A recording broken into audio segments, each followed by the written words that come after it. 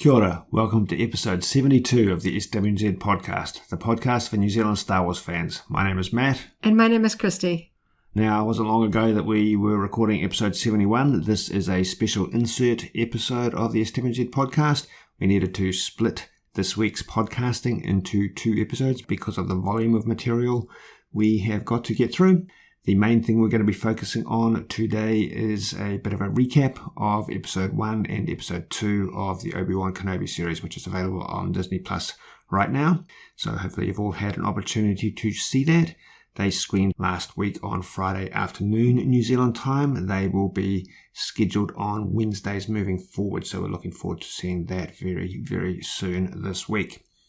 Yeah, it's just interesting. We've never really had a Star Wars Celebration convention that's dropped at the same time as sort of new content. In the past, when they were lined up with the theatrical releases, they were about a good month and a half before that. So you're still in sort of like trailer territory. You weren't sort of, running off to go watch things straight away. And then, of course, we had the interim years where there were just like, an animated show or season to look forward to later that year. This was like a huge bombardment of Star Wars content with all of the news and sort of reveals at Celebration. And then, of course, 2 episodes, nearly an hour and a half of Obi-Wan Kenobi series at the same time. So, yeah, having to split it up into 2 episodes this week. All right, so we'll get onto those episodes very, very shortly, but there's just a couple of points I want to jump in on before we get to that, because we spent a lot of the last podcast talking about upcoming Star Wars Disney Plus and movie theatrical releases, and there's been just a couple of additional bits of information that have come out that we'll just throw into the mix to finish up that sort of content. The first up is a brief bit from Vanity Fair about the upcoming series The Acolyte. We don't have a firm date for this, but Vanity Fair interviewed showrunner Leslie Headland, and there's just a couple of interesting bits in here that we would like to talk about. The Acolyte is still on the distant horizon with no release date specified, but here's what Headland had to say about her plans for it. Vanity Fair asks, how do you explain the High Republic to a Star Wars fan who may not yet be familiar with the stories the books have been telling? This is asked, of course, because The Acolyte, we presume, is focusing on Sith or more than one Sith characters, but it is being set in the High Republic era. Headland replies, the way I would explain the High Republic, and specifically where my show takes place, is that I'm about 100 years before the Phantom Menace. So a lot of those characters haven't even been born yet. My question in watching the Phantom Menace was always like, well, how did things get to this point? Do you know what I mean? How did we get to where a Sith Lord can infiltrate the Senate and none of the Jedi pick up on that? What went wrong? What are the scenarios that led up to this moment? That's what I would say. That's how I would describe it to my friends, especially my non-Star Wars friends. I think that's a very interesting setup for the show. Yeah, I think it would be perhaps a little bit of a misstep to rely too much on people being familiar with the High Republic, jumping into the sort of era. Yes, Star Wars fans will be aware of some of the characters and the story arcs, even if you've only read one or a few of the books, a couple of the comics and things like that, or just generally, just being familiar with some of the sort of the reviews and things of the products out there already. So it's interesting to be able to sort of spill it like that. And yeah, I do find that intriguing. We've talked about this in the past. So it's more than just a story in the High Republic. It is definitely a bridge, even though there's going to be a further tie-up, but it's definitely bridging into, like she says, how we got to the situation in the Phantom Menace. Yeah, because there's that line between Mace Windu and Yoda talking about the shroud of the dark side has fallen, and sort of, the effect of the dark side has diminished their ability to see things and sort of predict things, and that is really interesting. Yeah, that they were literally standing next to him and not sort of sensing the dark side. We get a sense in many of the movies that the Jedi and Force sensitive beings can sense things from across the galaxy. People dying and decisions and things like that. Like Yoda knows something's going on with Anakin and stuff like that. But obviously, when they want to, dark side aligned people can sort of shroud themselves and hide in it. So that's sort of interesting, how much was really going on underneath that the Jedi Council wasn't aware of. To what extent was it sort of strategized and intentional, and how did they achieve that? Yeah, I know some people are wondering whether Darth Plagueis might ever sort of show up because he's sort of earlier in the timeline. that would be intriguing, particularly if he's not sort of a human, any of the alien species. There's a few of the Star Wars alien species that are given a specific time sort of lifespan, like Wookiees and Yoda species and things like that, where we know they exceed human sort of a life expectancy. So it'd be really interesting to see if we play with some characters. And obviously we know that Yoda is alive in this time period, but we wouldn't know about any of the other Jedi Council members. It's going to be really interesting to see, is it going to be completely from sort of an acolyte perspective, from the dark side perspective, and we don't get sort of Jedi Council scenes, or are they even going to sort of pull that in to make it feel very familiar to fans and have them like, ooh, we don't really, there's something happening, but we don't really know. But they've got to reference the Council at some point. I think it would be really interesting to see the Council chamber that we're familiar with now with a different set of characters. Yeah. The other title we want to talk about, because it didn't really crop up during the timeline of Celebration, and there's a specific reason for that, is the Lando series. We know this is a live-action series. Earlier on, it was mysterious as to whether it would be live-action or animated, whether it would involve established actors. We did get a hint a few months back when Donald Glover was being interviewed by Jimmy Kimmel, and Jimmy sort of prompted him along the lines of, we understand you've got a Lando series in the works, and Donald dodged it by saying something along the lines of, now you're telling everybody about all my work. But Kathleen Kennedy has been speaking to a few people, and an interview she specifically had with Cinema Blend on this topic. When she was asked about the Lando series, she pretty much confirmed that it is going to be Donald Glover's show. We don't have a set timeline for that, and the reason for this is because of how busy Donald Glover is at this point in time. So Kathleen said in response to the question about when we might see the Lando series, you will need to ask Donald. He's the one that holds all the cards here. But there's no movement. I'll say that honestly. It's not for lack of trying. It's just that he's a very busy guy. He's got another series, and I think one other thing, and then he'll come our way. We are patiently waiting. So that's not a negative thing. I think that is just a timing thing. We've got no shortage of material to keep us busy and interested until that comes along. But I do like the fact that we've got this very official confirmation that it will be Donald Glover playing Lando Calrissian again in the Lando series. Yeah, the fact that both on Kathleen's side and Donald's side in different interviews, they're both talking about it makes it sound like somebody signed on the dotted line, that they've kind of committed to it. But I know in terms of these sorts of things, there's commitments, there's scheduling and stuff like that. If he's being asked about it, and obviously Jimmy Kimmel he works for ABC, owned by Disney. They generally mention these things because they're just trying to sort of get a bit of a buzz, remind people that these things are in the pipeline. And yeah, it just seems like Lucasfilm is very, very keen. They're just waiting for the stars to align, as it were, and have them. I know that they come across things like that with the like of Taika Waititi, these hot properties, these people that everyone wants to work with. It's just kind of like, you're standing for your spot in the queue. And finally, when they've finished what they're working on, they can come to you and get going. So it's exciting. I know young Lando was a really fun element of Solo. I mean, I like all of Solo. I thought it was a fantastic film, but I'm looking forward to this. It's not at the top of my sort of hype list. I probably rank the Acolyte as higher than Lando, but that's because we don't really have a scope for it. It could be all sorts of, it was sort of like we could have adventures all across the galaxy. He's not tied down to Cloud City when he's young, so he could be anywhere. I mean, I love him as a character. I love Donald Glover as a performer. The thing about it, that in my mind's eye, is I don't see him as an action hero, so it'll be quite a different storytelling. I'd be really interested to see how they leverage that. Yeah. But yeah, it's intriguing. Good to know just a little bit of an update. I think I'm always like a little bit disappointed when there's like official events like Celebration and there are titles that they've announced, but they don't kind of give here's a state of what everything's going. Like, okay, this one's on hold. This one's like, just run through a list. This one's in like pre-production. This one's in development. This one's in the casting phase. Just so we know what's being worked on. We'll just go, this one's on hold while we, it's been rescheduled for later in the, schedule, whatever sort of, like industry speak for basically it's on hold and we don't know what to do with it. Just give us like a little bit of a reshuffled update. Yeah. Well, I think they didn't overtly sell that at Celebration specifically because they wanted to focus on the positive, focus on what was coming out.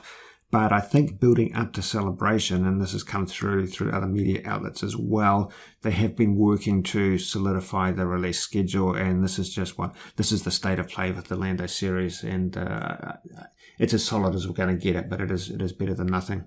It makes me wonder, with the likes of Grammar Rodeo now announced as Skeleton Crew, just how many kind of feelers and writers they have. It's sort of a pool of like, okay, we like you guys' work, just give us a yell if you come up with something interesting, and we'll have like a big pile of scripts and story treatments and just sort of ideas. Wow, and then they're just sort of like, okay, if something slides to the side a little bit and gets shelves because it's scheduling, or somebody kind of drops up, then something else, they go, oh, that was a really interesting idea. Let's pull that person and see if we can develop that faster. Because I feel like Skeleton Crew was it almost felt like out of nowhere. It wasn't in that big lineup where we had the droid story, and then the Tales of the Jedi as well. That one wasn't in that big initial list when Lando was announced, but it sounds like Tales of the Jedi and Skeleton Crew are much further along in production. Yeah, they definitely are.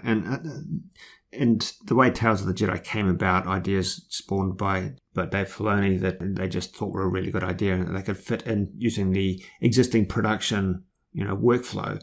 I'm getting the feeling that both for animated and even live action, that the production workflows are becoming so much more streamlined in terms of assets and facilities, technology and people, that they can pull these things off the ground a lot faster than they conceivably could in the past. It almost makes me wonder if it's actually a smoother workflow, if they literally have productions back to back to back, whether you have it in animation or that. So you get sort of like a consistent workflow. You don't need to like on film crews and things like that. They have to go and hire out people, and oh no, there's a big movie production that's taking all like the assistant directors and the on-set people and bits and pieces. And then if you've got an in-house team, then you can basically have them on salary, come in Monday to Friday, let's make Star Wars TV shows, and it's a guaranteed gig. So you've got these people always making props. It's a day-to-day job. You don't lose people to other productions if it's consistent. And same with like the animation. They've kind of refined down on the animation style. So you're not having to sort of start from the ground up and go, okay, let's sit down and sketch what, Star Wars characters would look like in this style. They're like, the Clone Wars is kind of from existing libraries. You're not starting from the ground. So you don't need to go and hire a bunch of artists. They've already got a team of people that know how to draw in the Clone Wars style, that have a whole lot of digital assets that they can just pull in and go, X-Wings. And people who can craft things within the software in a pretty quick turnaround. So I think that's probably why we were able to get Tales of the Jedi and Skeleton Crew off the ground so rapidly. Plus, I think there's a lot of benefit to having people that are on board for a long time in terms of just the lore and the world building. They become familiar with all the details that really show when you're sort of creating stories and characters in such the sort of rich galaxy. So you don't need to sort of come in and go, okay, read the big encyclopedia, then we'll get going. These people know everything, and they'll learn a lot more the longer they stay in Lucasfilm. And passionate people are going to create better content. Okay, we've got 2 episodes of Obi-Wan Kenobi to discuss because they were released back to back. The first one takes place on Tatooine and Alderaan exclusively, and the second one takes place on the planet Dayu. Really interesting to note from a Kiwi perspective that both episodes have good Kiwi representation amongst them, in some instances more than one. That's a fun aspect that we just like to, talk about here on SWNZ and on the SWNZ website in particular. But let's just run through the basic plot and our thoughts and our reception of Episode 1 and Episode 2 of Obi-Wan Kenobi. So Episode 1 opened with a very interesting montage of prequel trilogy scenes that were sort of tied together to establish, in particular, the relationship between Obi-Wan Kenobi and Darth Vader, Anakin Skywalker. And I thought this was a really fun cut, and I get the message, get the impression that Disney Plus, Lucasfilm are in particular really quite leveraging this connection to the prequel trilogy in a way that hopefully makes more people want to go back and enjoy and appreciate the prequel trilogy. Yeah, it was really good at just kind of summing up the prequels for the sort of the new generation of Star Wars fans that have either sort of jumping into Star Wars on Disney Plus because of the hype around The Mandalorian, and aren't as well sort of well versed with the sort of the main films, the films that have come out, as we just celebrated the 20th anniversary of Attack of the Clones. These were 20 years ago that these sort of films came out, and also just a sort of a nostalgia hit for the people that have been here all this time. So it's interesting, sort of reminding people that, yep, this is, Obi-Wan's story. This is what you sort of need to know about his life so far. And just a quick sort of like sum up, okay, for those of us who are new here, this is who Obi-Wan is. He went through some sad stuff and now we're here. Yeah. So following on immediately from that, before we get to the main Obi-Wan Kenobi plot, there was a few scenes or a sequence of scenes set in the Jedi Temple. This was overlapping with the latter scenes of Revenge of the Sith. So in particular, we see younglings training with a Jedi trainer, Jedi master, at the point in time when the 501st clone troopers are ransacking the Jedi Temple. And I think part of the message from this was that it was kind of conveying that there was some escapees, some Jedi and Jedi younglings and Jedi Padawans that managed to escape from the temple and from the slaughter of the 501st. And that's an important notion for the rest of the way that Obi-Wan Kenobi unfolds. Yeah, for me, it was basically just an absolute gut punch right out of the gate.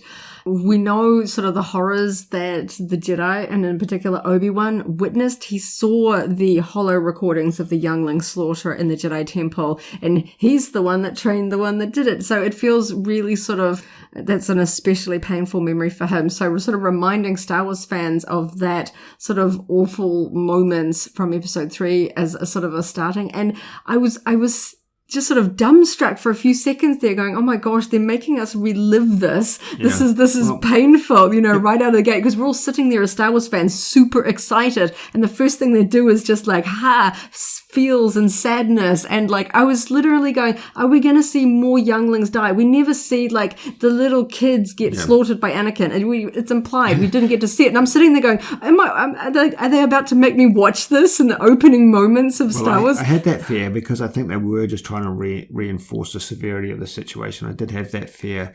But I think it was intentional that they escaped, and I think that's a key part of the plot development. A couple of interesting points, though. Those were live-action clone troopers. They weren't CG, and we know that because one of the clone troopers was actually portrayed by a Kiwi stunt person, Vanessa Cater, and that's an interesting aspect because throughout the entire prequel trilogy, all versions of clones that we saw were basically wearing computer-generated armor. They were actors or fully computer-generated persons, clones. But even when they had, Temuera Morrison's face, or everything below the neck was computer generated. There's no physical clone trooper armor created for the prequel trilogy. Yeah, possibly because they just wanted it to look sort of new and clean and fit in with sort of the digital style of the prequels. We know, if you've ever been around stormtroopers, how loud the armor is knocking around. The clone trooper costume is very tight, very specific. It's hard to mass produce. Also, it's hard to get a whole lot of people that are the same exact body type. The clones are all supposed to be clones. So they're all going to be exactly the same height, exactly the same build, proportions, hips, shoulders, height and everything like that. And it's just a little bit easier. If you've got everyone in blue screen, you can kind of float their heads around and stick them on, the identical CG body. So that's just an interesting bit of trivia if you're wondering if they were computer generated as they were in the prequels or not. No, they were in fact stunt performers representing all of those clone troopers. I think that's very cool. So then we break into the Obi-Wan Kenobi story proper, set 10 years after those events. We start off with the Inquisitors, the Grand Inquisitor, the fifth brother, and the third sister, Reva, landing on the planet Tatooine because they have heard about a Jedi wanderer who is hiding on Tatooine. They kind of, early on, I think we got the feeling that it might be someone else other than Obi-Wan Kenobi, and that is the way it panned out. But I thought the way the scene panned out on the whole was really, really interesting. It really gave us a strong feel for the Inquisitor, the Grand Inquisitor's approach to hunting Jedi, and his character on the whole, as well as the tension and the infighting between some of the Inquisitors. Yeah, it's interesting. All of the Star Wars movies that we've seen have been under their sort of established rule of two. There isn't infighting when there's two. That's kind of, that's kind of why there is two. One's higher, one ranks lower. Everyone knows their place, and eventually that balance is upended and the cycle begins again, when the master is killed or died. And then the next one. But this is the time where we're finally seeing in sort of live action what happens when you've got that kind of wrestling for a hierarchy and power within people that obviously know that they are under the emperor and stuff like that. But certainly there's they made it very clear that there's definitely a hierarchy, and certainly the name Grand Inquisitor and then the others that are just kind of numbered. But you can see that there is, still a jostling amongst them, sort of like siblings. They are called brother and sister, in terms of their titles. And certainly it does make me wonder whether the Grand Inquisitor gets some sort of like special attention, special, a rank for sort of maybe perhaps receiving sort of, I don't know, benefits or something to a certain extent from Palpatine direct. I like the sort of, we know Palpatine's in control. He obviously sees that there is some benefit to having, dark side Force users, not exactly Sith, but, utilizing Force sensitives. What is the end game for the Inquisitors? They're hunting down the Jedi. Eventually there will be no more Jedi. What are they presuming they're going to get out of it in terms of power or rank or whatever? Yeah, you don't know if they are sort of promised some sort of reward, some sort of position, like a retirement fund. You're going to get, riches and a nice place on Coruscant or something like that, and join the upper ranks of the Empire, once the Jedi are all done and dusted. And, secretly Palpatine whispering to himself, once the Jedi are gone, I'm just going to slaughter them all so they don't come for my throne. I enjoyed this opening scene. I found the Grand Inquisitor's delivery and his style quite sinister. I enjoyed the fact that he's sort of a patient villain. I think that's quite a fun concept. I found the fact that the Inquisitors, as a component of their infighting, are using Force powers against one another. That was a really interesting thing. And of course, it turns out that the Jedi they're hunting is in fact Nari. They're hunting him on the basis of a story that they've heard, played by Benny Safdie, and because of this infighting, he actually gets an opportunity to escape. Yeah, it's kind of interesting because, as you said, we don't know if it's Obi-Wan. I was kind of scanning the room to see if you could see Obi-Wan sort of shrouded in a cloak, because we hadn't seen him revealed, and I was kind of going through. And you know that as the audience, you're kind of like, okay, so Obi-Wan is in the room, we don't recognize him, but which one is the Jedi? And you're waiting. And I think that the way that they revealed that by sort of, threatening injury to somebody, a Jedi just sort of compulsion to help is going to jump out. And sure enough, he does use the Force to stop the blade from hitting sort of the poor cantina person, so he has to flee. Right, so the rest of the episode is basically alternating between Ben on Tatooine and Alderaan with Princess Leia and her adopted parents. The scenes focusing on Ben, I think they're really slow paced, and I think they're really interesting in that regard. They're showing him working in a pretty mundane job, cutting up a carcass of a large crashed flying beast, and clocking in and out and being leading a pretty minimal life. And I think the slow pace and the repetitive, the almost Groundhog Day aspect of the repetitiveness of his life at that point is just really painting pretty clearly where he's at, that he's totally accepted his fate. He seems to have cut himself off fully from the Force, as we've heard of others doing in the Star Wars franchise, of course. To the extent he's hidden his lightsabers, he hasn't used or thought about them. Possibly as a consequence of this, even though he's been trying, he hasn't been able to communicate with Qui-Gon Jinn during the 10 years that he's been on there, as Yoda instructed he might be able to do at the end of Revenge of the Sith. But yeah, that slow pacing, that repetitiveness, that's just really painting the picture of a person who's been beaten down and accepted his fate and just trying to lay as low as possible.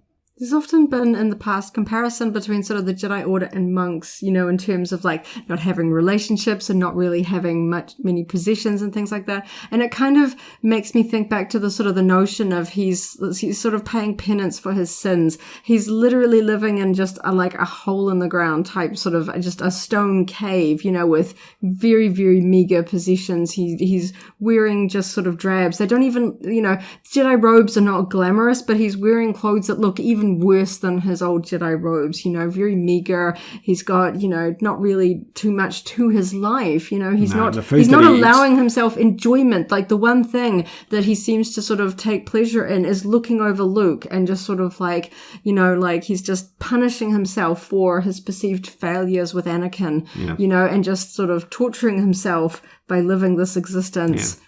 So just to talk about the other things that happen directly to Obi-Wan Kenobi at this point, he has an interaction with the Jawa. he picks up a toy T-16 Skyhopper that we know Luke has later on in A New Hope that he's playing with, so that eventually that's going to, or something similar to that, is going to make his way to him. But as part of his looking over Luke, we get the impression, and this crops up later when he's talking to Owen Lars specifically, that he wants Luke to think bigger than Tatooine, and this thought of Skyhoppers and flight and space flight and so forth is part of that. Yeah, it sets the scene for the sort of hoping that Yoda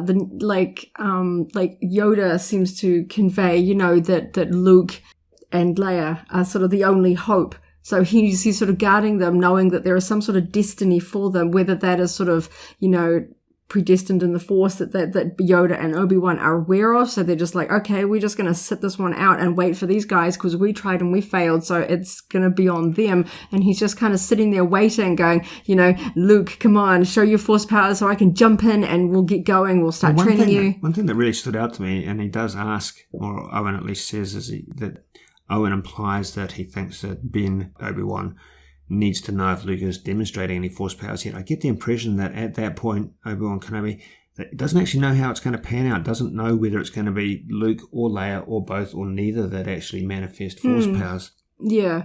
Yeah, so I really wish there was, I hope there's going to be a novel or some sort of a companion book that gives us a little bit more details. All the series might actually play out so that we know a little bit more. Like you said, does he know if Luke is Force sensitive at this point? You know, there's obviously this tension between Obi-Wan and Owen. It seems to imply that Obi-Wan doesn't even know if Luke is Force sensitive or not, you know, just wanting to sort of train him, you know, because we know that certainly in the prequel era, being Force sensitive doesn't necessarily mean you'll have Force sensitive kids, and vice versa. You know, Shmi obviously has some sort of specialness about her, but she doesn't seem to be a Jedi specifically, you know, yet she has Anakin. And then obviously we have many Jedi that are sort of, you know, taken to the Jedi Temple as children, as infants, but their family are not Force sensitive and things like that. So it's not exactly, I guess, a given that either Luke or Leia would be with the Force. I guess it might just be hopefulness from the Jedi's part that perhaps Anakin's children will be the one to fulfill the prophecy.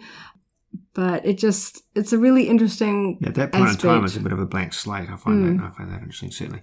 So Obi-Wan does try and give this gift surreptitiously to Luke Skywalker later when Obi-Wan has just come back from his job and he's tending to his EOP in the little stable there. Owen confronts him and says, you know, we don't want this, we don't want you interacting with our family, stay away. And that immediately precedes the appearance of the Inquisitors in the streets of Tatooine, and Reva seems to sense that Owen might know something. So there's a really, really tense interaction between Reva and Owen. I thought this was a really interesting interaction, and Joel Edgerton played it really solidly. He really let us know, he really conveyed how stoic Owen Lars is, and whether or not that's partly to protect his family and or despite his dislike for Obi-Wan Kenobi to protect Obi-Wan, he really stands his ground in a convincing and impressive way. Yeah, we're certainly familiar with the concept that there are people in the galaxy that have no love for the Jedi because of what it's done to their life and their circumstances in particular. Not that Owen was, you know, personally attacked by Jedi, but he was aware of Anakin. He met him. You know, Anakin didn't kill Shmi, obviously rescued her, but that was a bit of turmoil that their family had to go through. We don't know particularly the circumstances of how Cliegg Lars would have passed away at this point, because obviously it's Owen and Beru that are owning the homestead and living there and all that. But he's had a hard life and maybe feels like the Jedi just didn't exactly help matters and they failed. And I know that's a kind of the point. In some of the earlier content, it was like, you know, what did the Jedi really do? We had a war, a lot of people died, and the Jedi they died, you know, and they all got sort of chased away and failed. They didn't protect the galaxy. Yeah. We fought the Clone Wars only to have the Empire, a worse thing to come out of it. You know, it's like, what did the Jedi do? They just drag sort of war and, you know, fallout with them wherever they go. And everyone in the city there seems very familiar with the concept of Inquisitors. So they would know just how deadly it would be to even be suspected of having an association with a Force user. So, he's putting his family first and doesn't want to risk his life, Beru's or Luke's, just because Obi-Wan's got guilt, and sort of, just hovering around there in the background. He's not going to dob him in, but he just doesn't want anything to do with him. And I guess he's worried that if Obi-Wan is sneaking to he wants nothing to do with Obi-Wan Kenobi because it's just far too complicated. He doesn't want Inquisitors or Stormtroopers to basically be tracking Obi-Wan and think that they're like helping him or hiding him in some manner, because that's instant death for them, as unfortunately we see later. Yeah, well, we do see later, because when Obi-Wan is travelling back to his cave, he and Nari comes out of the rocks and discusses with him, or pleads with him, to try and help him, because he knows that he's being pursued. Nari knows that he's being pursued. Obi-Wan Kenobi refuses to help, says he's not Obi-Wan Kenobi, he's not a Jedi, you've got the wrong person, and so forth. And again, this really paints the picture of where he's at in terms of just denying his past, denying his history, and sticking to that incredibly steadfastly. But the consequence of him not helping Nari, and Obi-Wan Kenobi discovers this later, is that Nari is captured by the Inquisitors, killed and displayed hanging in the streets of the Tatooine village. And that starts finally to strike a chord with Obi-Wan Kenobi. He realizes the impact perhaps of his refusal to help, and the bigger picture that sort of envelops. Yeah, it definitely set the tone for the fact that this is not for children, this series. This is for the people that have been with Star Wars from the beginning, or saw the prequels and are old enough to watch, some fairly dark content. So that sequence on Tatooine was actually broken into a couple of components, and it alternated with the sequences that were taking place on Alderaan. Each time we transitioned to Alderaan, we got quite a distinct change in the tone of the theme music. I really like the Alderaan theme music, by the way, and just the overall visuals. So we meet Leia and her family. Leia's mother, adopted mother, is played by Kiwi actress Simone Kessel. That was a pleasant surprise. We knew Simone was involved in it. Her name had been announced as one of the cast members, but since that announcement, we haven't heard anything about what role she plays. So that's very, very exciting that a Kiwi is playing Princess Leia's adopted mother. And Jimmy Smits obviously returns as Bail Organa, Princess Leia's adopted father. Yeah, this was really fun. I loved seeing Bail Organa back, Jimmy Smits, of course, another connection to the prequel films, and that was really exciting. As a sort of Star Wars The Old Republic fan, it's always really neat when planets that are sort of more fully explored in other media, like video games, still match up when they revisit them. We got a sort of a broad view of Alderaan at the very end of episode 3, so it was really fun to sort of see it expanded on. We got more rooms, we got sort of, sort of the woods outside and things like that. And it matches very well with what we saw in episode 3 and in what we see in the video game Star Wars The Old Republic SWTOR. And of course, one of my favorite moments was finding out that it is a New Zealand actress who gets to play Leia's adoptive mother. And that's really neat to me. Leia is such a special character. And when I realized that I was going to be seeing young Leia with her family, that was a really neat moment. I was worried, when you hear these casting announcements and then you don't hear anything else, you're like, well, sometimes, schedules don't align. Maybe they recast. Maybe that character was cut in sort of story development and they don't need them anymore. But now I know why they hid that casting announcement, because saying Brea or Ghana or in any capacity is going to give away a chunk of the plot and sort of let people know it in the secret. And I know that elements of this particular storyline around Leia were leaked on the internet, but it was not in an official capacity. And you really had to go digging and really be diving in there for all of the leaks and spoilers to have sort of known that. Yeah, so it's Vivian Laura Blair that is playing 10-year-old Princess Leia. I think she does a fantastic job, and really gives us, many times during this episode, I saw a direct connection between the way Leia was being portrayed and into who she grows up into. Carrie Fisher's version of Princess Leia in A New Hope, I saw a very strong connection between those portrayals.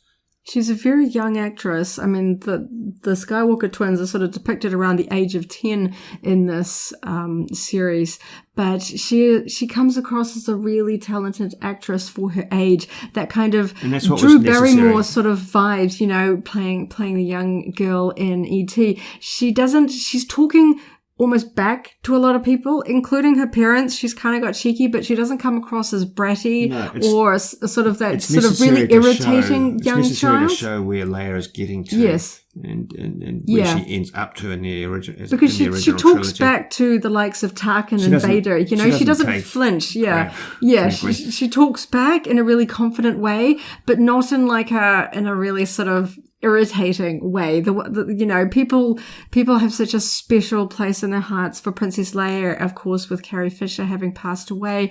You know that you've got to do that role justice, and that's a big weight of responsibility to put on such a young actor, and I think she does a really good job. I can't wait to see where she goes in the story. So as well as each of the individual portrayals of Brea, Bail and Leia, which I really enjoyed their chemistry, their interaction. It gave us a really strong indication of their respective relationships, all three of them in fact. The relationship between Leia and her adopted mother is not bratty, but there's an understanding and a love there that persists despite the disobedience. She knows that it's not malicious disobedience, that it's just it's just her very specific personality. The relationship between, the understanding between the two parents, but also the very, very tight bond between Bail and Leia, which was fantastically portrayed and very touching.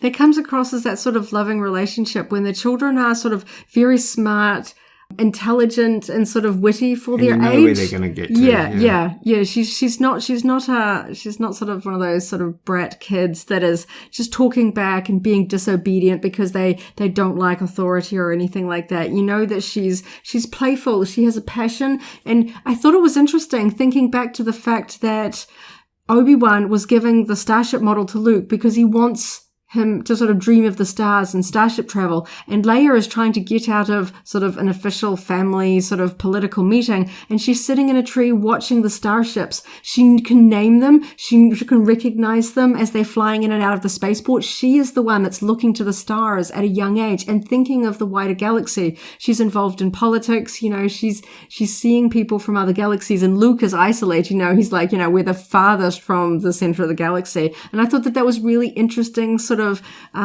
two sides. She's dreaming of starship travel and the wider galaxy. And Luke he's kind of, he'd get him sort of like maybe pretend pod racing and stuff like that. But that's a Tatooine activity. You don't need to leave the planet to pod race and stuff like that. So I thought that was really interesting that she's got a broader, wide view, goals and aspirations, even if she's, you know, trying to dodge out of a few meetings and she's sort of, They also very clearly indicate that she's adept at reading people, even at a very young age. And whether or not that's some degree of force sensitivity or just an innate ability, it doesn't really matter.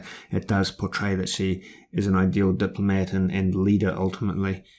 Yeah, I thought that was a really tricky scene for her to do, to sort of be talking back to somebody, but she does it with sort of like she's reading him, and as you say, we don't know if that's kind of a force ability. There's a couple of instances specifically, there's her cousin, but then also later the way she interprets that Obi-Wan's hiding something that's in the later episode, so it does stand out because it does recur. Yeah, I like that. I always like to think that, you know, that both Luke and Leia have some element of the Force with them at a young age. You know, it doesn't just kind of spring on you when you turn 21 or something like that. That certainly in the time of the Jedi, they can recognize that sort of Force talent and in infants, you know, and certainly if you go back all the way to sort of the Phantom Menace, they can literally, you know, test for midichlorians and go, yep, you're going to be Force sensitive and things like that. So I like to think, even if it's not obviously trying to portray that she has some level of force sensitivity, I like to believe that there is a little bit in there that, you know, she is utilizing it to fit her circumstances. She's aware of the Jedi. She is aware that you can make things float. And I thought that was like a fun reference to Rey's line with Luke, you know, floating rocks, and stuff like that. But yeah, she is aware of the Jedi and what they can do, even though she wouldn't have been sort of around, you know, with them. Some of those stories may have come from Bail because he had a tight relationship with Obi-Wan and Yoda and other Jedi. And just maybe not overtly. She is, obviously she is aware that she is adopted, and other people are aware of that fact as well. Mm-hmm. But obviously she has a different name in this, she's aware that she's adopted into the Organa family, that she wasn't born into it, but she doesn't seem to have an awareness of her backstory. And it does make me wonder, as just one final little point, whether we will get any kind of, we know that there is that line at the end of Return of the Jedi that Leia seems to have some subtle memory of her mother. And I don't know if that is ever going to crop up in the story, whether Bail and or Obi-Wan at some point is going to basically reveal to her, at least who her mother is. You don't necessarily, is that treating too much to, Anakin / Darth Vader is your father? Clearly she doesn't know that. But she might find out a little bit more about her mother specifically, like a photo, or maybe she will sort of glean a little bit of an image or a sensation from Obi-Wan, if he's being sort of remembering Padme, and she gets a sense of who her mother was, which would possibly account for the fact that she knew that her mother was beautiful but sad. Because that would be how Obi-Wan would remember her. Yeah, so on that note, we're just jumping around a little bit here. So you're just speaking there about a connection between what we're seeing here and what crops up in the original trilogy. The other thing that kind of stood out to me is that in the original trilogy, when Luke first rescues her from the detention center, she refers to Obi-Wan Kenobi as Ben Kenobi. That's how she knows him, so it's kind of fun that that's how she's introduced to him very shortly. So all of that's building up to the crux of the episode, which is the kidnap of Princess Leia by Vic Nokru's gang. Vic Nokru is played by Flea from Red Hot Chili Peppers, who's a very fun villain in this episode. And it turns out that gang is actually being hired by Reva, the third sister, to lure out Kenobi, because she has become aware of the connection between Kenobi and Bail Organa, and speculates that they'll actually contact each other for assistance. And that is, in fact, what transpires. Bail Organa makes a couple of attempts to contact Obi-Wan Kenobi and ask for his help, and because he trusts him, it believes he's capable, but also trusts him with the secret that Princess Leia is, in fact, a significant potential Force user, daughter of Anakin Skywalker, and so forth. And those are secrets that they don't necessarily want out at this point. Yeah, I thought it was sort of gut-wrenching. You can imagine how it would feel, not just to have your child in danger, but knowing just how important Leia could be, and ultimately, even though they may not know it fully at this point, we know how hugely important Leia is for the whole galaxy towards, the end of the Skywalker saga. So you could sort of feel this urgency and how desperately they are pleading for Obi-Wan to help, because they know that they have to play this really quiet. They can't just go tell the police, because, then, as we found out earlier, that they have never taken her off world because they are trying to keep her sort of secret and hidden, so that no one would recognize her, or that somebody wouldn't sense who she is. She's obviously never come in contact with Inquisitors or any kind of dark side aligned Force users who may sense her importance or who she is, that they're like, oh my gosh, you're Anakin's daughter. Oh, that's a bit of a, big reveal. But I also thought it was fun to, even though Obi-Wan has buried his lightsabers and tried to get everything of sort of his past hidden and forgotten, he still has his little sort of Jedi holo communicator. That was a fun nod to some of the props that we've seen in both the prequels and in the animated series. So that was sort of fun. But also it kind of belies the fact that he hasn't completely cut himself off from the rest of the galaxy, that he has still got this one tiny little tether that very, very few people would know how to contact him. But yeah, it was kind of sad, the fact that he's just like, no, it was like he was saying, I'm worthless, I'm hopeless, I can't help anybody. It was just, he was just absolutely at his lowest of the low point. But and after all that pleading and after the death of Nari, he does relent. And so the episode wraps up with him, as you say, retrieving his lightsabers and making his way off Tatooine to Dayu. I almost wonder whether he thinks that perhaps the Inquisitors are closing in. So maybe if he can do one good deed before he dies. So that, one little moment, and he's just like, and he's like, okay, so a Jedi that was just here yesterday was killed by the Inquisitors. They're going to get me. So maybe if I do this one thing, maybe I can live on in the Force and kind of earn my place.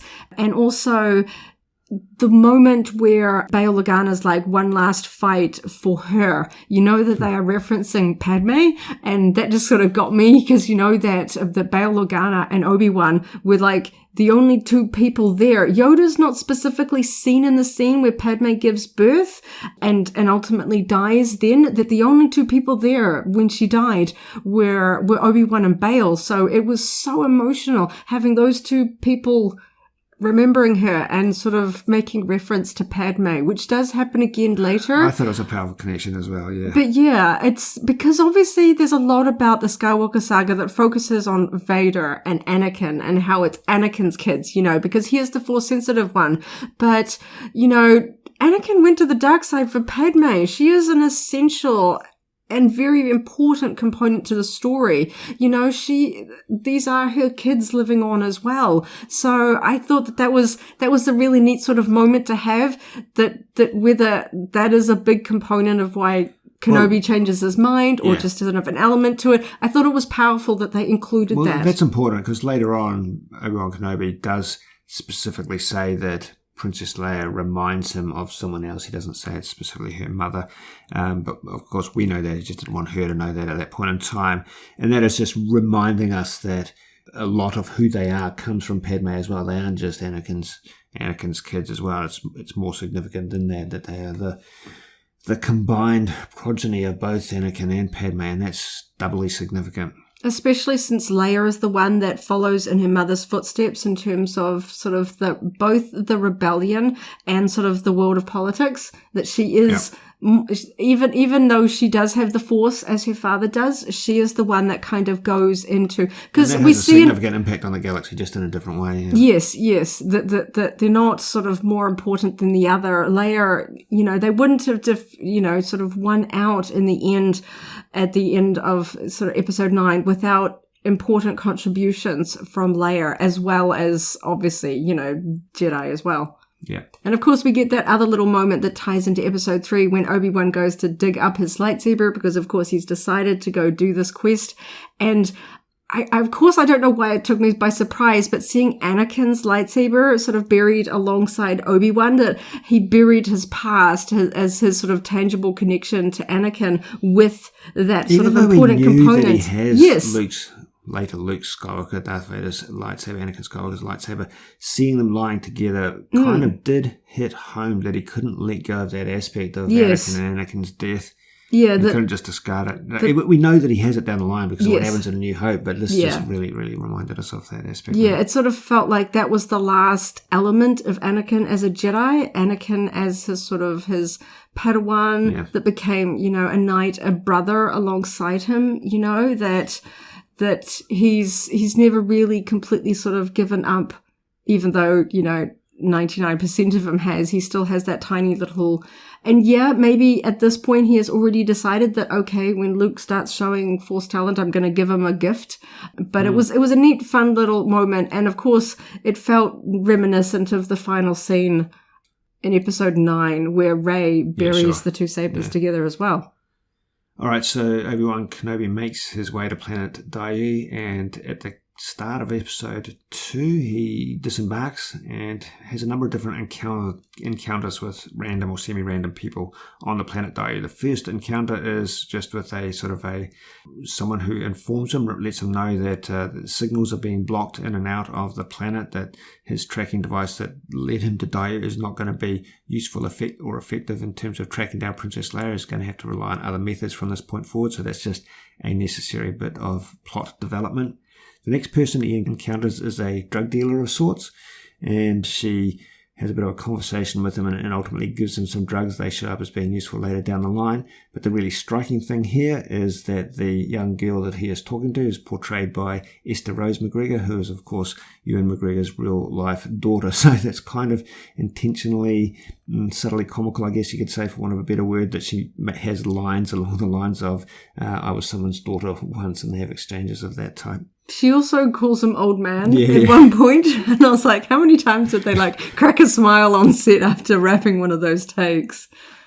And then the third person he encounters is a boy, obviously, who is an accomplice of a con man who we're about to meet, who is portraying a Jedi, who is a fake Jedi, and is, making money out of pretending to be a Jedi and being able to help Jedi through a series of tricks. That Jedi, or fake Jedi, is going by the name of Haja Istri, is played by Kamal Nanjiani. He does a fantastic job of just a little bit of, comedic portrayal of this con man who doesn't quite know how Jedi work or operate, or, the presence that they have. He does a bit of a faux version of that, which is slightly comical, but it works in this context. Yeah, it feels like the sort of the fortune tellers that are sort of portrayed in movies. Like, I'll help you. Slightly over-exaggerated. Yeah, you pay me some credits and I'll establish. No, you don't need to. Okay, you do. Yeah. But that's sort of like the charisma that a good sort of con artist has. Where they're very believable because they put on the show, and I think he played that well. You're not sure if you want to hate him or he's kind of like fun and sort of good-natured on the inside. You don't really know when you meet him. He's gentle enough at this point that you can't outright hate him. Side note, the mother and son that he's helping, that Haja Istri is helping, now it's not quite clear how this is going to pan out. It's probably just a little bit of a tiny Easter egg for fans of the old expanded universe. The son is described as having Force abilities, and that's why they're trying to get him off the planet, and the mother says they're taking him to Corellia specifically. That child is named in the credits with the first name of Corran, and of course that is in reference to Corran Horn, who was a Corellian rogue squadron pilot who later became a New Republic hero, and then ultimately a Jedi Master of the New Jedi Order in the old expanded universe. Not strongly implying that that's necessarily the same person, but it's an Easter egg for those that are familiar with the old expanded universe. Corran is a common name, but force-powered child with the name of Corran at the right age that makes their way to Corellia is an interesting Easter egg. Yeah, and the writer for the iJedi book has seen it as well. So it'll be interesting to see if maybe some official source can like confirm or just go, no, that was just a nod to an old expanded universe reference. Yeah, just something for the fans to go, hey. It's probably just an Easter egg, but it's really interesting that so many variables line up there. It's clearly intentional. At this point in time, both Corran, as seen on Dayu in this episode, and Corran Horn have different entries in the database on Wikipedia, so it's just fun speculation and conversation and trivia. So, Obi-Wan Kenobi is drawn towards Haja Istri by Haja's assistant, and Obi-Wan Kenobi obviously knows what's going on, but can see that Haja may be able to help him because he knows the underworld of this planet, of this city. Yeah, he needs a helper, a friend, and this person, he's at least got some leverage here. He knows that he's a fraud, that he's not a real Jedi. So it's like, I know something about you. Yeah. I've got a secret on you. I could expose you or something like that. So help me, and we'll both, walk away unscathed from this.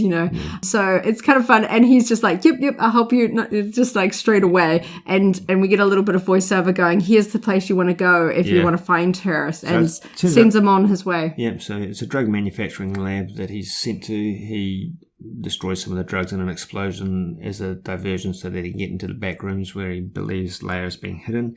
He encounters a couple of the local thugs in the corridors. A little bit of a scuffle there. Where he believes Leia to be held is not, in fact, where she is being held. It is a trap at that point in time.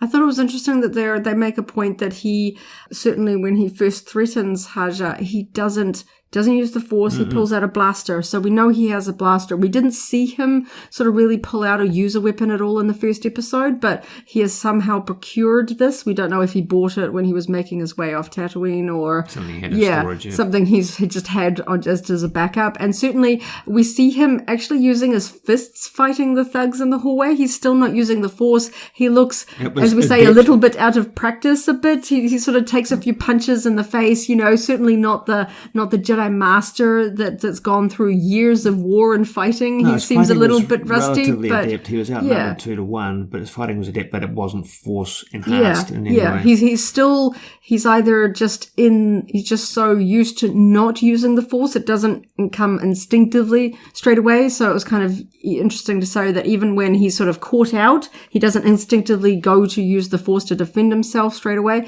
And we know he has his lightsaber with him, but he doesn't pull it out. He's not using deadly force. He just kind of like, knocks him to the ground. So Vect Nokru's gang was expecting Obi-Wan to turn up. That is why it wasn't in fact Leia that was being held in the room that she was supposedly being held in. In fact, that is the entire plan all the way along. Leia was simply bait to draw Obi-Wan Kenobi into a position where the Inquisitors, or at least Reva, could get hold of him. So it looks a little bit tense. It looks like Obi-Wan Kenobi has been caught by Vect Nokru's gang. He is outnumbered 3-1 in this instance, but this is where the spice that he acquired earlier on comes into play. He throws it on the ground, the canister explodes, fills the room. He still has his gas mask that he had as part of his disguise to get into the laboratory, and manages to make his way out whilst everyone else in the room falls under the sort of hallucinogenic influence of the drug cloud that's filled the room. Yeah, we find out that was the plan, to lure Obi-Wan to sort of rescue Leia all along. And the gang they're completely aware of that it is Obi-Wan. They sort of pull his lightsaber away from him and that. So again, we're reminded that he does have it and he hasn't used it, which is kind of important for the sort of ensuing sort of chase that happens. So Obi-Wan Kenobi does manage to find Princess Leia, and after a little bit of convincing, it starts to take her out. But in parallel with that, Reva turns up, finds the gang sort of unconscious or under the influence of drugs, becomes aware that Obi-Wan Kenobi was there but has escaped, and because of that, she sends a signal out to everybody, all the bounty hunters in the local area, that there is a bounty on Obi-Wan Kenobi and that he is in the region. That sets off everybody's alarm bells, and now everybody is after Obi-Wan and Princess Leia on the streets. I thought it was cute that when he finds Leia's cell, she tries to fight back.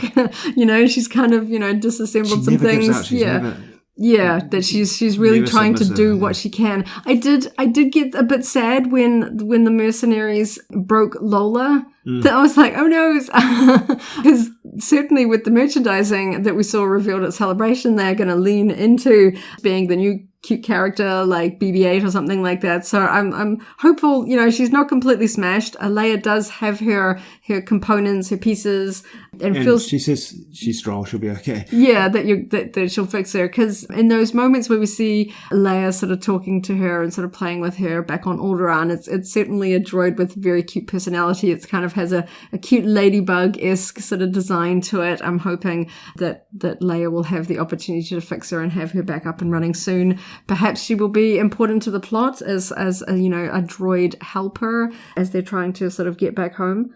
So there's a pretty rapid sequence of plot points that happen here and transition to the next phase of the story. So Obi-Wan and Leia are escaping. At one point they encounter a bounty hunter, and Obi-Wan Kenobi renders him unconscious. The communicator that bounty hunter has starts broadcasting a hologram of Obi-Wan Kenobi, and Princess Leia becomes suspicious about what's actually going on. She becomes suspicious that he is wanted and he is the reason that they are being chased, not her, and then she starts to understand that she has been bait in this whole bigger picture. So a little bit of distrust is starting to develop, and she tries to run off. And then, of course, because we know that all the bounty hunters are being set on their trail, the sort of the street urchin and the fake Jedi see the sort of the broadcast with the bounty on Obi-Wan, recognize him that he was just there and that they helped him. And at this point, you don't know if they're going to go chase after Obi-Wan to grab the bounty or to warn them, but they sort of run off and again sort of playing it because they're like, oh my gosh, did you like sort of the bounty that would be on him? That's a lot of credits, and they sort of go off, and at this point we don't know if it's to chase or to help them. But yeah, now we've got a lot of different creatures and some droids sort of in the mix, sort of as all the bounty hunters are, being alerted to that cool bounty hunter droid that looks like Forlom, that we've been led to believe isn't actually Forlom. He's been referred to as one JAC, one Jack, but it's nice to see that style of droid anyway. But anyway, Obi-Wan Kenobi is chasing after Princess Leia because she's a little bit scared and a little bit not sure about what's actually going on. They go up onto the roofs of the buildings. There's lots of gunfire. The gunfire happens to draw the attention of Reva, who's looking out for it. She kind of got the impression that's what might be going down and how she might be able to spot where they are. But Princess Leia at this point is trying to run away from Obi-Wan, who's also trying to dodge blast of fire. So he's got a lot on his hands at this point in time, and Princess Leia is still running away. She in fact falls, and reluctantly, he reaches out with the Force to save her, absolutely necessary. Clearly, during the process of that, we see that it's a significant effort. He hasn't used the Force in quite some time. But fortunately, obviously, because we know how things ultimately pan out, he does save Leia and gently lowers her to the ground. This was another element where we see just how brave Leia is. They're up on high buildings and she's trying to make sort of a jump across, but she's only 10 years old. She's not really going to be able to leap between buildings, and grabs onto a wire strung between. And fortunately she brought gloves earlier on. Yeah. When they're sort of trying to escape, Obi-Wan buys her some sort of disguise clothes, including gloves. You can see that I like the little sort of moment where she's like she wants the fancy beaded one, and he's like, no, the plain one. Well, she says, no, he says, you don't need gloves. She puts them on anyway, so I'll take the gloves as well. So he has to buy the gloves as well. But yeah, obviously that helps a bit here.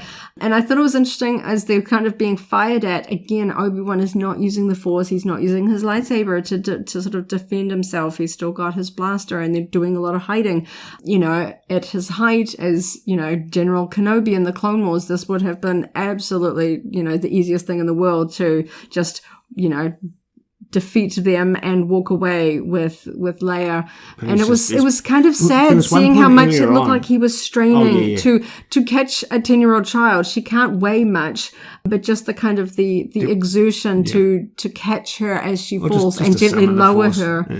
At all, I think, just to summon and use the Force. Because there was a point earlier, and I can't remember exactly where it cropped up, where he does look at his lightsaber, and it's clear that he hasn't turned it on. Even since digging it up out of the sand, we get the impression that he hasn't even turned it on at that point, let alone use it in any way.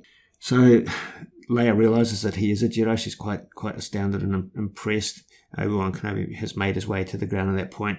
The remaining bounty hunter, One Jack, shows up and looks like he's got them at gunpoint, but the droid is shot, and it turns out that Haja Estri has come to help them. He shoots the droid in the back and has a bit of a conversation with Obi-Wan Kenobi, letting him know that he's not going to get off planet through the normal route. He's going to have to take a cargo transport. Kind of implies that he's got some other people off planet that can help him, and I'm going to be interested to find out who specifically that is and what form that takes. I thought it was nice that Haja turns out to be sort of a friend. We know that now that he might have been making money from his enterprise, but he is legitimately helping people escape this planet. And I almost got the impression that the reason he was impersonating Jedi is because he holds them in esteem, that he's impressed by what they represent, and that he maybe wants to be that on some level. Yeah, because obviously if you're sort of, trapped in sort of the underground of these sorts of Star Wars planets and things like that, these people aspire to be more, to be good people and things like that. And I thought it was fun. I also thought it was fun that they kind of put him in what felt like a little bit of sort of like it made me think that robes, they kind of look like bathrobes, like when kids and even adults put on like bathrobes and sort of do them up, and because they have a passing resemblance to Jedi robes, sort of, especially if you do them in brown. So I thought it was fun that they kind of took that sort of element of it kind of looks like Jedi robes, but it's clearly kind of, pretending, and just that kind of nod costume wise, I thought was fun. So, and he kind of sends them off, gives them a little sort of code cylinder that will let them use this transport and get off world, and gives them instructions on where to go for further help. Yeah, and he goes one step further. He says he will buy them time. Reva, because of the gunfight, is honing in on their location at this point. Haja pretends to be the Jedi she's seeking. Mm-hmm. He's armed only with a blaster at this point. Of course, she can detect his degree or lack of force sensitivity. Says, "You are no Jedi." He still plays along as long as he possibly can.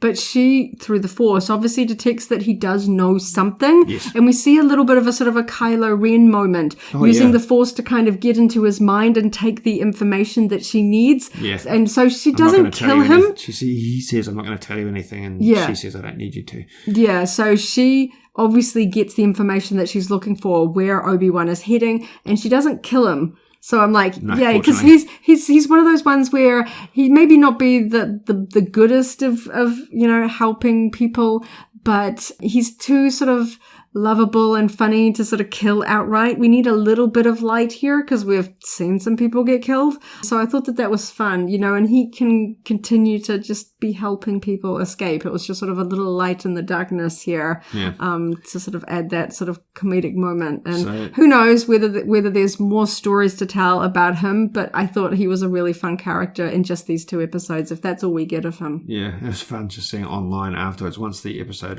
had released, Kamal Nanjiani on social media was just saying how excited he was to be able to say that he is now in Star Wars once that episode had aired, just as a side note. So Obi-Wan and Leia have a bit of a head start. They get to the cargo port in advance of Reva, but Reva is catching up to them. Obi-Wan's hiding behind some crates at the point where Reva enters the hangar, the storage bay, and there's a bit of a monologue situation here where Reva's trying to goad him out, and this is where the real gut punch for Obi-Wan Kenobi comes into play. She obviously knows his whole story and his relationship to Anakin Skywalker, and I think she may even know that he's not aware that Anakin Skywalker is in fact alive, and it becomes clear to us, to the viewers, that Obi-Wan Kenobi's gone this whole 10 years thinking that Anakin died on Mustafar. In the previous episode, in the first episode, when he is talking with Owen Lars on Tatooine, Owen says something like, Anakin's dead, and just in sort of a he's gone, get over it type moment, and it doesn't, Obi-Wan looks clear. Like he knows, yes, I failed, yes, I am awful. But even back then, it's not clear if he's being purely literal or just from a certain point of view. Yeah, you're not sure whether sort of the person who was Anakin is dead and now Lord Vader exists. It's now clear that, yes, he did actually believe that Anakin died where he left him on Mustafar. And at the point in time where Reva is about to expose Obi-Wan, capture him, whatever, the Grand Inquisitor once again shows up and says to her, effectively says to her, we need to do this together, otherwise you're just going to fail and he will escape.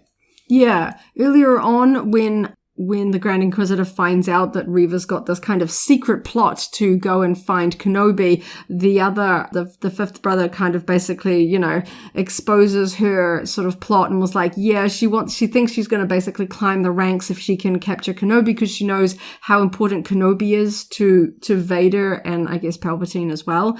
And we get a sense, there's a sort of a confrontation. He's like, you're the lowest of us. He really wants to put her in her place, that she's like, not sure if we're going to get more to that story, if that's the level they're going to just give us, and whether or not we just have to understand it at that level. But sort of implies that she came from the gutter and she's climbed up a little bit, but she's still the lowest of the Inquisitors and doesn't regard her as much and thinks that her sort of aspirations for climbing that ladder are just, this is not on, we're not going to have this, I'm going to put a stop to this. So when he comes in and is like, okay, you're going to fail at this, so let me step in and do this because you're just going to let him escape again. And then you can see that she just snaps and stabs the Grand Inquisitor with her lightsaber. But is he dead or is he not dead? Because as we know from Star Wars Rebels, the Grand Inquisitor is there, and that is set afterwards. So clearly he is wounded, but obviously this is not the last we're going to see of him. The lightsaber through the guts, not necessarily and a fatal wound in Star Wars. I kind of like the fact that she thought she could take him out, but this is going to make him so angry, and that's going to have like a real interesting sort of tension and dynamic among the Inquisitors. I mean, as we were talking earlier, dark side users seem to have this, if you get in my way, I'm just going to kill you and keep going moment. And so I thought that was fun to kind of really set the tone of how sort of not shy about using deadly force if it serves their needs, and especially if it gets them higher up the ladder. She might have been also at the breaking point because Grand Inquisitor's been on her case for a little bit of a while. And how close she was. She's literally in the room with Kenobi. I get the sense that there is possibly more to why she is specifically obsessed with Kenobi. I get that feel too. That there is something, maybe she is, because we know she's got some sort of vendetta, something that's been done to her. But we know that, as I said, the Inquisitors, I think somebody references the fact that they now hunt their own kind, that the Inquisitors are former Jedi. Yep. Are they the Padawans that we saw escaping the temple? Are they bitter that Obi-Wan trained the guy that, massacred all their brothers and sisters at the Jedi temple? Are they just mad at the Jedi in general? Have they just sort of been Well, corrupted there's definitely a lot to more to sort the of whole hate story them? of the Inquisitors that needs to be told somewhere along the line. Yeah, I mean, was she sort of one of the temple ones, and that's why she has a real hatred of Jedi more so than the others? You know, maybe the others were just sort of, you know, Yeah, the but story they've got is quite slightly fascinating. different story points to Grand where they Inquisitor are was now. a temple guard, wasn't he? Yeah. So maybe not. So they come from all sorts of backgrounds. All right, so that interaction between Reva and the Grand Inquisitor, that little lightsaber interaction, gives Obi-Wan Kenobi and Princess Leia the time to escape, and they launch sort of they plug in their sort of coordinates into the automatic transport ship, and it takes off, and then we get the sort of where Obi-Wan finally has the moment to just kind of take a breath, realize the impact of what he's just learned.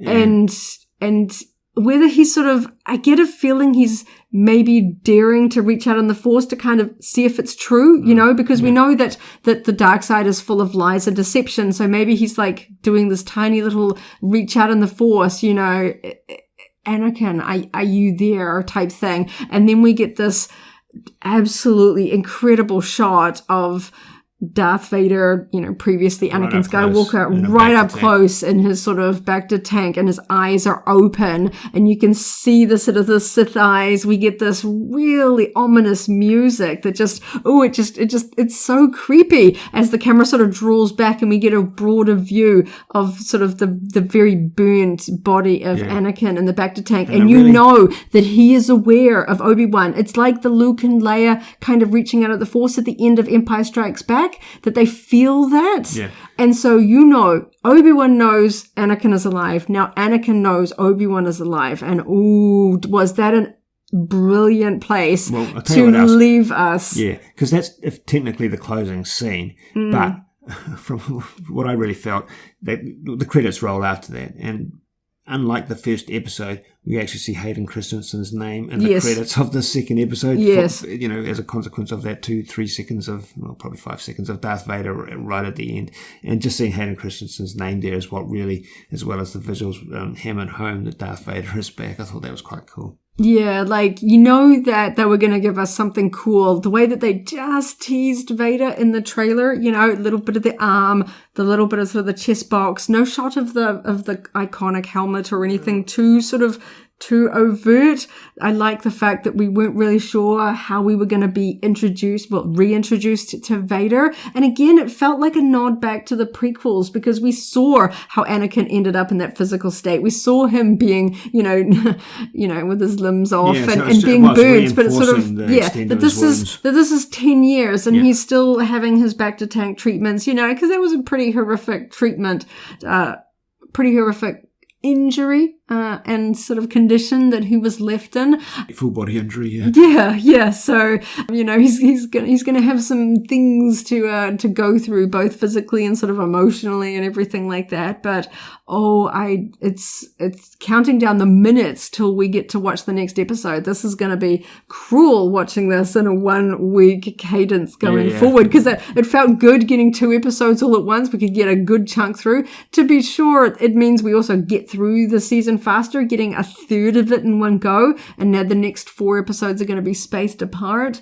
But there's a lot to really go through, and at least a week gives us time to sort of sort of focus on it a little bit, rewatch it a couple of times just to see fun sort of Easter eggs, really dive into the sort of underlying emotions here, because emotion is playing such a huge component to this show, both for the viewers and the characters. Mm-hmm. Without a doubt.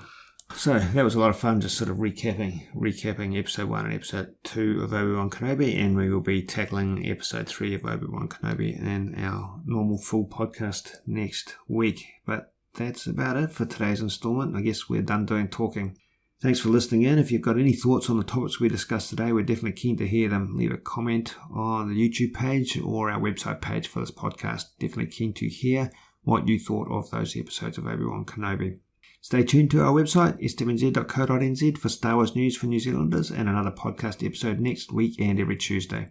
Don't forget you can jump on over to either our Facebook group or the SWNZ message boards to discuss all the latest Star Wars news with other Kiwi fans.